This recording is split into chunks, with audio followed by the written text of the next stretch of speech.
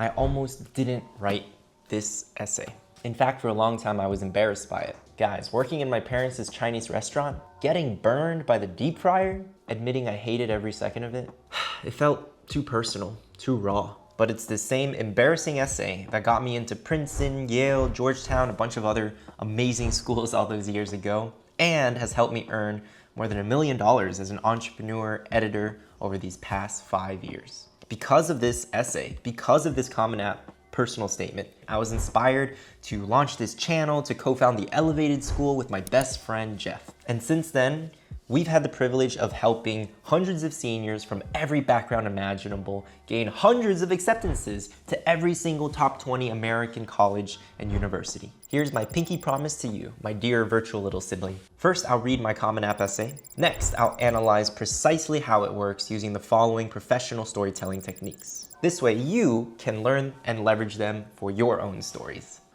All right, here it is, the essay that started it all. Sophomore year has just ended, and it's the morning of my second day of summer vacation. My mother shakes me, waking me from my 11-hour slumber.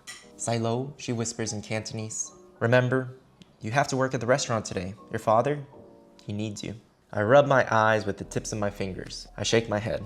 No, I just got home. I need time to recover. There's no breakfast on the table when I arrive. The food is by the stairs in the plastic containers from my uncle's restaurant.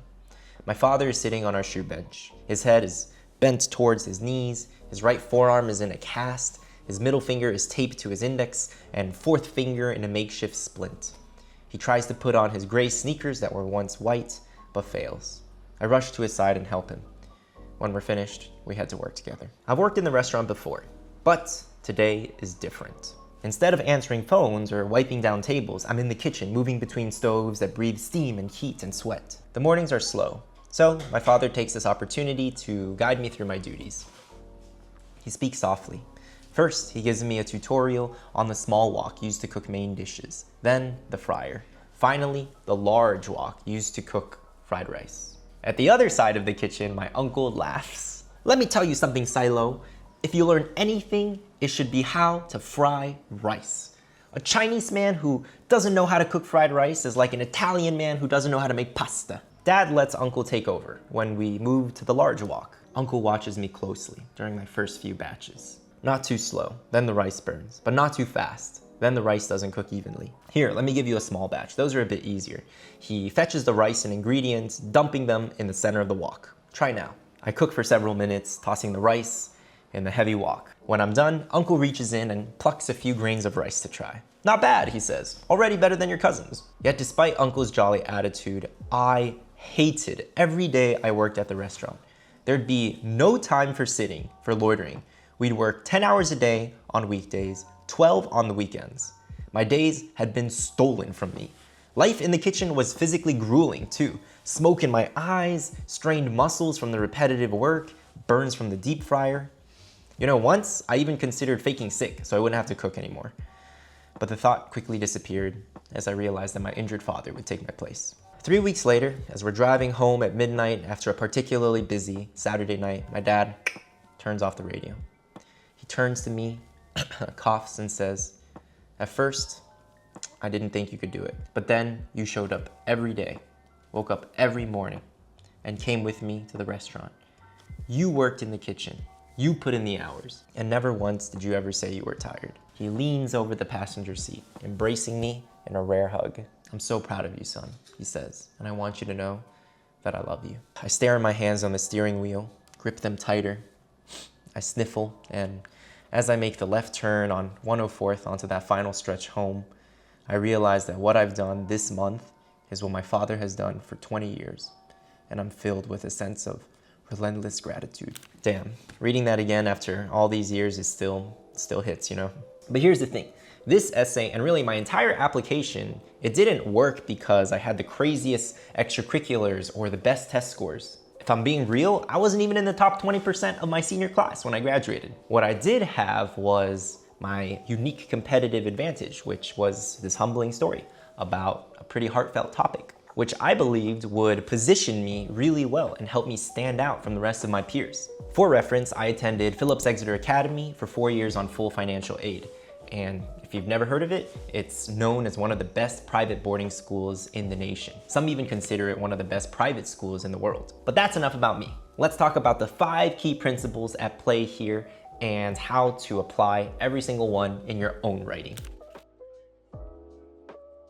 First up, the 3-part structure that never fails. This concept actually comes from a storytelling consultant named Kendra Hall. Basically, every great story begins with the normal, followed by a explosion, and then the new normal. Here's how it works in my own essay. The normal is my summer vacation expectations. I'm a typical teenager and I just want to chill after the end of my sophomore year. You know, my hook, I'll be honest, it's not particularly awe-inspiring. It's not one of the best I've ever read, but it is relatable and feels real. The explosion. My dad's injury disrupts everything. Notice how I start with a short sentence as well as a lack of punctuation. This is how I make the flow feel choppy and rigid, just like my dad's cast. Moving on to the new normal. This is the shift into adult responsibility and real restaurant work. Notice the progression here, guys. I'm no longer sitting on a stool in the comfort of the AC and fielding phone calls. Now I'm stepping into a hot new world. I'm really proud of this phrase, stoves that breathe steam and heat and sweat, because it makes the kitchen feel alive, you know, like a living creature. This isn't just about a job change. This is a complete transformation about my relationship with my family and my family's work. Principle number 2, expectation versus reality.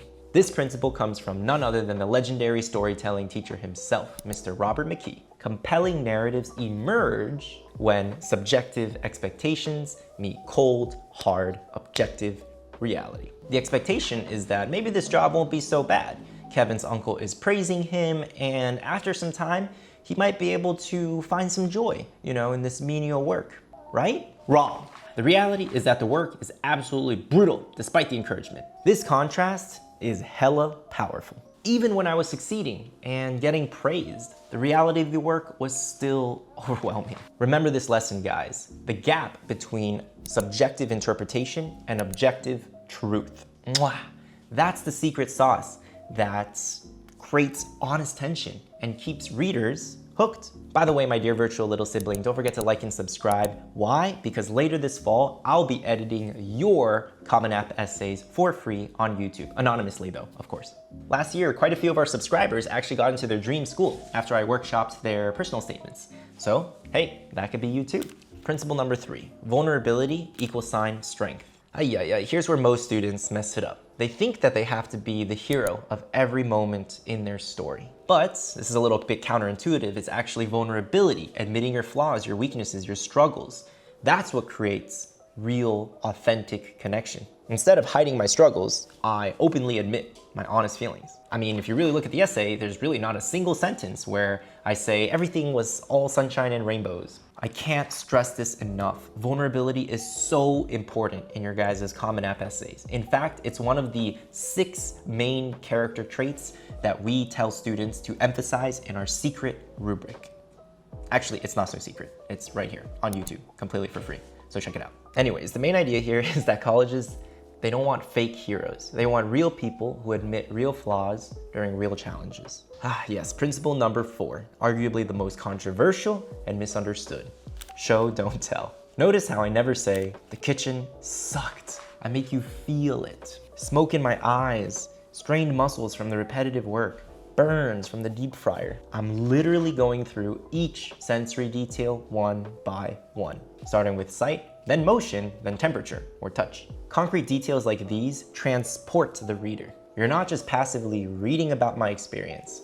No, you are actively experiencing it with me. Here's the thing, guys. Show, don't tell. It doesn't mean spending entire paragraphs describing every micro detail in a rolling hill or on these sparkling sandy beaches. Your details should ideally show some kind of key concept, idea, emotion, and they can still remain succinct while remaining memorable.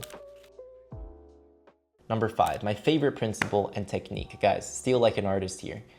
This is honestly probably the most important section of the whole video. The ending makes or breaks your essay, and here's how to nail it every time. Instead of bragging about myself, I let my dad deliver the compliment instead. This is the secret to showing your growth without sounding the least bit arrogant. It's genuinely touching instead of boastful. Rawr. Having another character compliment you is pure admissions gold. In fact, when I saw my Yale admissions file, the admissions officer, admissions reader said that this was one of the best moments in the entire application. Now, you might be thinking, Kev, not everyone has worked in a Chinese restaurant or menial job and suffered burns from a deep fryer. How does this apply to me? The takeaway here, my dear virtual little siblings, is that this essay works because it takes the universal and it makes it accessible through the specific. While not everyone has worked in a restaurant, everyone understands parent-child relationships, being forced to grow up quickly, physical and emotional challenges, gaining new respect for someone else's sacrifices. The restaurant is just the vehicle.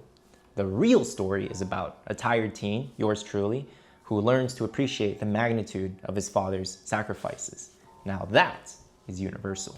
Drop a comment about what story you're going to tell. I read every single one, and hey, I might even feature or analyze your essay in a future video. Wait just 1 minute, because before you go, I have 4 presents for you. If you're looking for professional help editing your college essays to perfection, check out our site, elevated.school/editmyessay. You can use this code DeepFryer15 to get 15% off your first edit. My second present is our new essay brainstorming tool. It took us months to build, and this year it's completely free. Check out the link in the comment section and description below.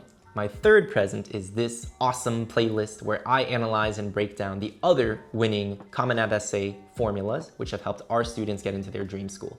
Fourth and finally, if you know, you know. Thanks for sticking until the end. Here's a video of me breakdancing. Thanks so much for watching, guys. I'll catch you at the next one. Peace.